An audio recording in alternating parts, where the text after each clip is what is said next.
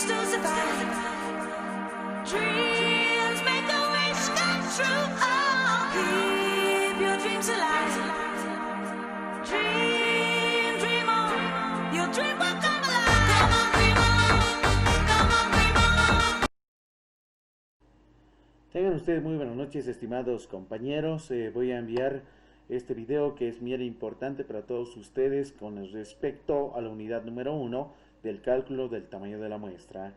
Lo que vamos a realizar ahora es utilizando un software, que es en este caso que lo he elaborado, un software estadístico para calcular justamente el tamaño de la muestra para poblaciones determinadas dentro del área de la carrera de ciencias. Como se puede denotar también, un ejemplo muy importante es denominativo de tipos de muestreo, ¿no? Como también el cálculo del tamaño de la muestra. Esto de tipo de muestreo lo vamos a ver justamente en la siguiente unidad, que es la unidad número 2, de manera más exacta, coherente con respecto a lo que son métodos de muestreo, probabilísticos y no probabilísticos, en los cuales se van a mencionar con respecto a muestreo simple, sistemático, conglomerado o por clústeres, ¿sí? Que pueden ser también la parte de los tipos de muestreo probabilístico estratificado, o como también para tamaños de diseños comparados. Este es un software en el que he podido realizar bajo la hoja Excel, en el que les va a servir de manera muy adecuada, cosa de que no realicen justamente mucha la parte operativa con el uso de la calculadora. Muy bien, voy a iniciar para explicar en breve, simplemente para iniciar lo que es la población finita. En la carrera justamente vamos utilizando y trabajamos justamente con sujetos con un número finito de elementos, ¿sí? No tanto así con una población infinita, ya que cada uno de estos contiene justamente y concierne a un cierto tipo de estudio, a un cierto tipo de ámbito, de área y carrera. Por lo tanto, voy a iniciar con la primera parte, que son poblaciones finitas para las investigaciones correspondientes. Y es bien importante, y lo voy a ir agrandando un poco, ¿sí? Y aquí indica justamente cómo nosotros podemos determinar el tamaño de la muestra. Esta es la fórmula que se puede determinar, ¿sí? Se pueden observar que para una población finita utilizamos un nivel de confiabilidad o de confianza, que es el valor Z, que se lo determina justamente en buscar en las tablas de la distribución normal estándar. Las probabilidades P y Q, que son justamente oponentes o contrarios. P significa la probabilidad de éxito, o también la probabilidad de que ese sujeto determinado sea elegido o sea seleccionado, y Q es la probabilidad de no ser elegido o de no ser seleccionado. N mayúscula denota el tamaño de la población, ¿sí? Aquí ya lo hemos mencionado, es el mismo valor Z, nivel de confiabilidad o de confianza, elevado a un exponente cuadrático. Tenemos ahí las probabilidades P y Q, que son los puntos aquí que determinan el producto de estos tres elementos con este exponente cuadrático en el nivel de confianza, más que separa justamente este producto, que es una respuesta, con respecto a n-1 por el error o margen muestral al cuadrado, ¿no? Entonces aquí, por ejemplo, hay en algunas fórmulas que ustedes pueden observar, está simplemente n y no n-1. Y alguien puede mencionar si estas fórmulas son diferentes. No, en realidad no hay ninguna diferencia. Solamente que al finalizar el cálculo respectivo aritmético, ¿no?, que se va realizando de manera manual, hay que saberlo redondear correctamente a un número entero. No olvidemos que nosotros trabajamos con sujetos, ¿sí? No podemos indicar que trabajamos de 3000 y determinemos justamente 33.5, etcétera, ¿no es cierto? Entonces siempre trabajamos con números enteros. Muy bien, voy a tratar de determinar. Miren, la parte que está remarcada de color amarillo son los que hay que cambiar, ¿no? Aquí donde está justamente la población, aquí lo estoy insertando 0, ¿no? Hay que cambiar las probabilidades de éxito y fracaso en la gran mayoría de las tesis. Miren, estoy marcando solamente en esta parte, se trabajan a un 50% de probabilidad de éxito y un 50% de probabilidad de fracaso, ¿sí? El nivel de confianza o de confiabilidad se trabaja en la mayoría de las tesis, ya sea a nivel licenciatura y maestría, a un 95% de confiabilidad. Esto por conveniencia, obviamente, por los resultados significativos y obviamente para poder determinar la muestra que va a ser representativa en este caso, ¿no? No olvidemos que el nivel o el error estimado es del 5% a lo que se va trabajando, ¿no? Esta suma total, por ejemplo, nos da un 100% y estas otras dos también, ¿no? 50 más 50, otro 100%. Muy bien. Un caso muy importante es identificar en esta parte con respecto a lo que se trabaja los niveles de confianza. En algunos estudios se realiza, por ejemplo, un estudio a un 99% de confiabilidad. Su valor Z va obviamente a cambiar. Por ejemplo, si aquí insertamos un 99%, ¿sí? En esta parte inferior, como pueden observar, el valor Z ha cambiado, ¿no? Buscando en las tablas, ahí está, y se va remarcando, ¿no? Ahí está, en la hoja Excel Office 2010, se tiene con la inversa de la distribución normal estándar, ¿sí? Que implica un 2.58 exactamente el valor determinado.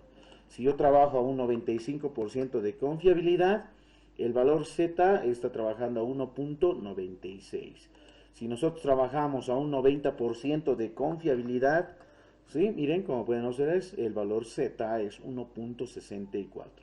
¿Esto qué significa? Que de manera ya instantánea, el software ya determina estos valores, ¿no? Que también se lo puede realizar de manera manual, pero para poder justamente facilitar, ¿no? Y comprimir los tiempos que es necesario para un investigador en realizar justamente el cálculo de las muestras de manera más rápida e idónea posible.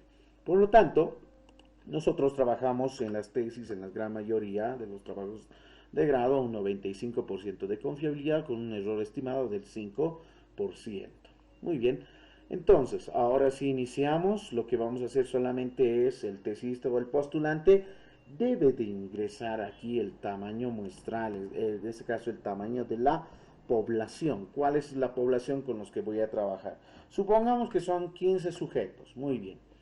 Y de 15, miren, ha determinado un tamaño de muestra igual a 14.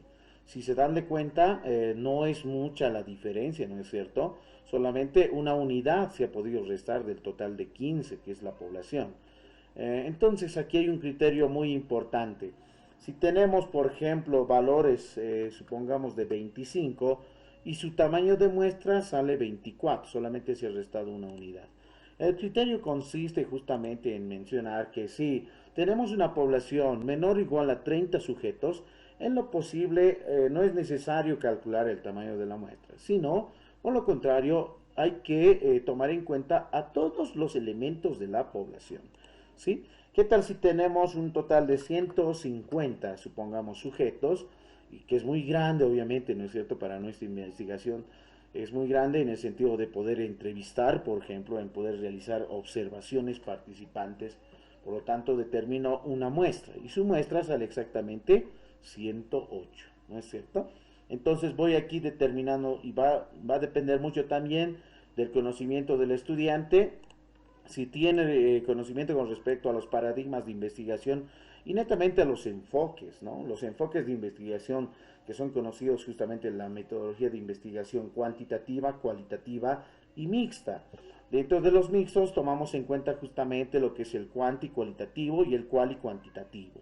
Por lo general se van utilizando dentro de estas tesis a nivel micro, meso o macro. A nivel micro, a nivel de tesis de licenciatura, a nivel meso, de tesis de maestría, a nivel macro, es decir, con más profundidad, a las tesis de doctorado y postdoctorado. Por lo tanto, es muy interesante y muy importante utilizar este software. Lo único que hay que insertar es la cantidad del tamaño de la población. Significa tamaño, el número, el dato, el valor. ¿Sí? Lo único que aquí calculamos que en este software es un valor numérico. No significa que esto sea la muestra. Ojo, tomarlo en cuenta muy bien.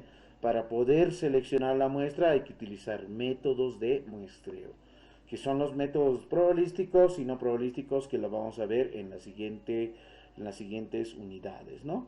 Entonces, bien importante, muy interesante. ¿Qué tal si tengo equivalente a 5000? ¿Sí? Supongamos que es de 5000 mi tamaño de población en la ciudad del Alto o en La Paz. Quiero realizar, por ejemplo, la parte de un sondeo piloto respecto a las preferencias electorales que se están viniendo aquí a nivel del Estado Plurinacional de Bolivia y ver las preferencias electorales. Por lo tanto, el tamaño de la población de 5000 equivale a una muestra, ¿no? Solamente tomamos una muestra, significativa y que debe ser obviamente representativa de 357. Esa parte de ser representativa toma en cuenta mucho el criterio del investigador. Supóngase que aquí tomamos un error y el error obviamente mencionar que el error estimado de muestreo tiene un rango en este caso del 1 y hasta el 10, máximo 10%, no más de 10% porque el tamaño de la muestra, la cantidad se va reduciendo. Miren, si es un 10%, 94.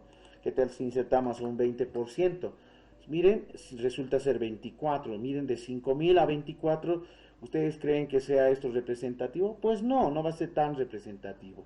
Por esa situación se utiliza en la mayoría de las tesis y por conveniencia profesional a un 5% de error estimado, ¿no? Entonces es muy importante, interesante utilizar estos elementos que les van a servir a posterior.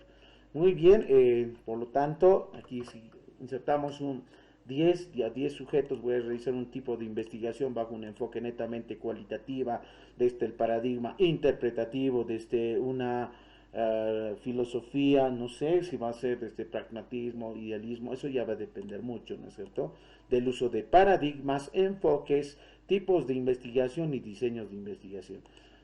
No olvidemos que cada enfoque, métodos, obviamente existen cuantitativos como también los cualitativos. Dentro de los enfoques mixtos podemos hacer ese intercambio, es decir, utilizar esto entre estos dos métodos, ¿no es cierto? Y es bien importante mencionar que el tamaño de la población es muy importante definirlo, la cantidad, para poder hacer un análisis estadístico a posterior y que sea muy representativo en esta parte, ¿no?